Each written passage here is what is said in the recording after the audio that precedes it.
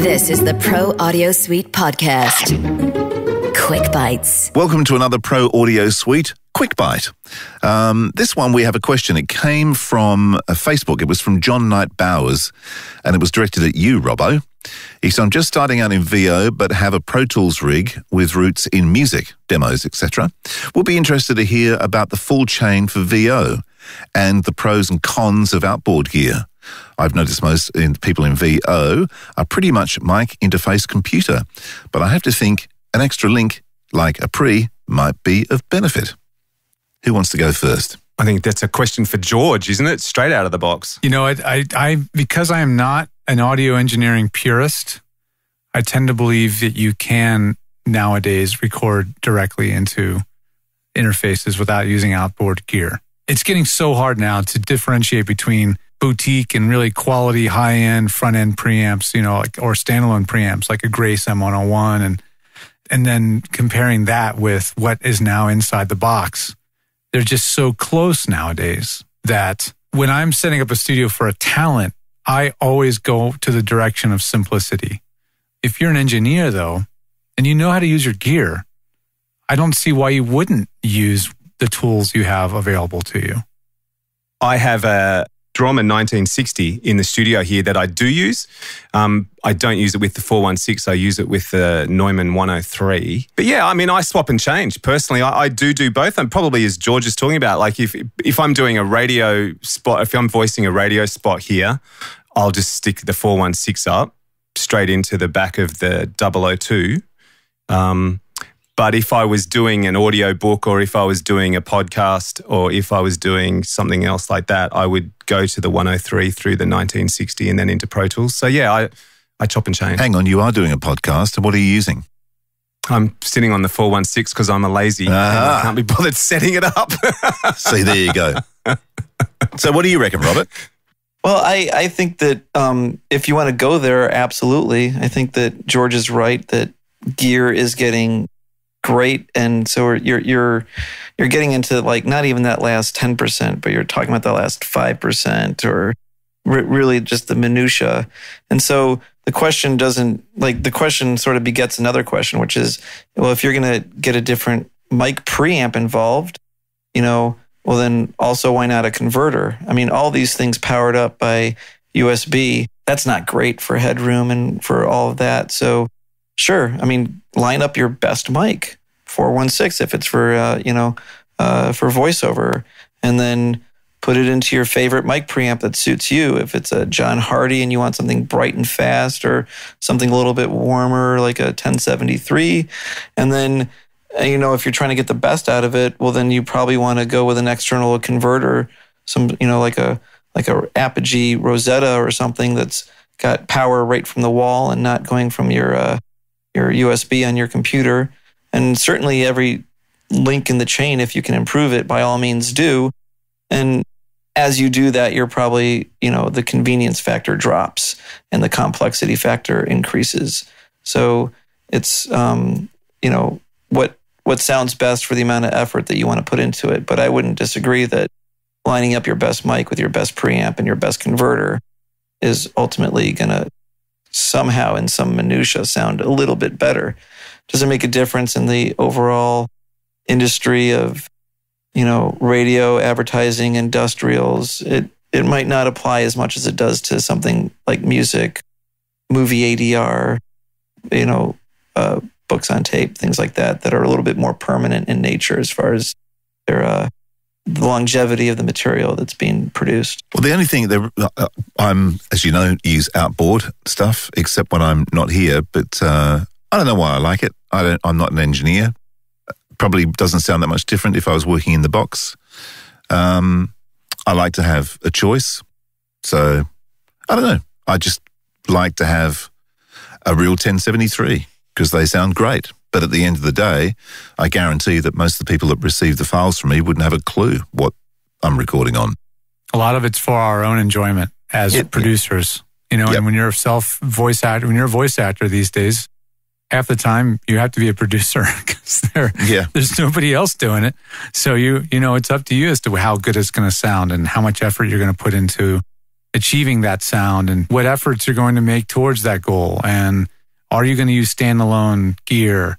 Are you going to use a channel strip? Are you going to use the Universal Audio Apollo and use UAD plugins? You have a lot of options and choices, and you just have to go with what you think sounds good at the end of the day. Is it painless to operate for you? If it's a no-brainer and you can get the job done on time, meet a deadline, and move on to the next, then that's the right gear. If you're futzing with it every damn time you have an audition, that's not the right gear. You have to be very efficient and fast, and some people are doing 30 to 50 auditions a day sometimes. I think the other thing to remember too is the flexibility to be able to manipulate audio in the box now so much more too, as opposed to, what it used to be like with just analog gear. That's the other thing. You can do so much more with it now once it's in the box even, can't you? Yeah. How much of it's psychological? If I am a voice actor and I am on a 416 or a U87 with a 1073, and I've even got maybe an LA2A after that, and I'm feeling that I am giving something that is sonically better, not just because of my performance, but also because of my chain than my competition, does that give me sort of the psychological footing to feel that I'm able to market myself better and be more confident? The placebo effect of high-end gear on voice acting? Yeah. Does it exist? I don't know. Performing for the microphone? I've certainly had clients tell me, on occasion that they upgraded mics because they just always wanted to have a certain mic. And now they have that mic, and it's the closest thing besides headphones. It's the closest thing that you have to you when you're acting. You're staring at the thing practically. So, I can't say that there's not some kind of effect on some people. Yeah, like performing for that mic. If it's a $6,000 mic, now you're performing for the Queen of England or something.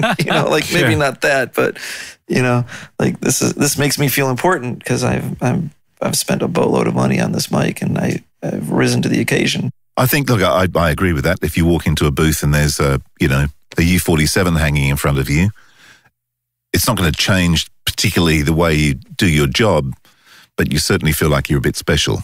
So, well, it's assuming you know what it is, right? If you are someone that has an engineering background and chops, then it does matter to you. Yeah, you will think about it. It can mess with your head a little bit if you know that you knowingly chose substandard or lower end gear. It could have an effect. But if you're an actor from the acting school and, you've got a background in theater and television, you're not going to give a rat's ass what's in front of you. You have no idea. You're just acting. So I think it's different. It's very much based on the perspective of who this person is and what their background is. Well, the funny thing is I did go to a session, I was a couple of years ago, and I walked in and there was a 416. And the guy who owned the studio walked in, he said, no, don't use that one. And then opened up a box and pulled out a beautiful Neumann and said, no, we're going to use this one for you. And of course, then I felt really good. It's like... It made you feel special, It did, because they didn't just use the mic that's on the stand collecting dust. Yep. They pulled out a mic out of a box. And put it up for you. Yeah. I think there is something to be said for it. I think that probably more so sometimes in music circles, but if you're playing through a certain amp and maybe it doesn't actually sound different, but then you are feeling inspired because you're playing through a 1965 Fender and you're like, God, this sounds better than I've ever sounded before, when maybe that's all in your head, but that reinforcement just makes you play better. And maybe there's that little, maybe we are talking about the little 5% difference between the built-in emulated preamp of a 1073 and a real 1073 or whatever it might be. All those little 1 and 2 and 3 and 5% differences add up to maybe an overall better performance and better recording. Yep, maybe. But then again, I also remember it was a friend of mine called up and he said, I've just received a file for this thing I'm working on. He said, I don't know what they're using, what sort of microphone they're using, but it sounds amazing. And I found out who he got it from. So I called the studio and said, look, I've just been talking to someone who said how incredible the sound of the microphone was. What have you got? They went, And they'd just bought the Telefunken U47. And I'm not quite sure what the preamp was, but I know at that time it was a $20,000 chain. And you could hear it. It sounded amazing. If you've got everything else nailed, like your acoustics are beautiful, your mic technique is spot on, your noise floor is down below minus 60 or 65, you've got all that stuff nailed, then yeah, man, it's going to make a difference. You know, you compare that up with a Rode NT1 into a Scarlett or whatever the Rode AI thing is, then you may hear some differences. You know, that's where it's going to make a difference. But for someone whose studio isn't dialed into that extent, that difference is going to be lost on you.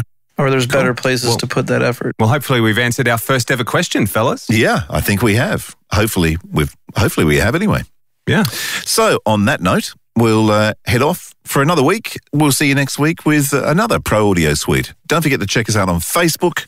The Facebook page is the Pro Audio Suite Podcast. Leave your questions there and keep on listening. Adios. Goodbye. Wipe the tear, baby dear, from your eye. Though it's hard to part, I know I'll be tickled to death to go. Don't cry, don't sigh. There's a silver lining in the sky. Bonsoir, old thing, cheerio, chin chin, na poo toodaloo, goodbye.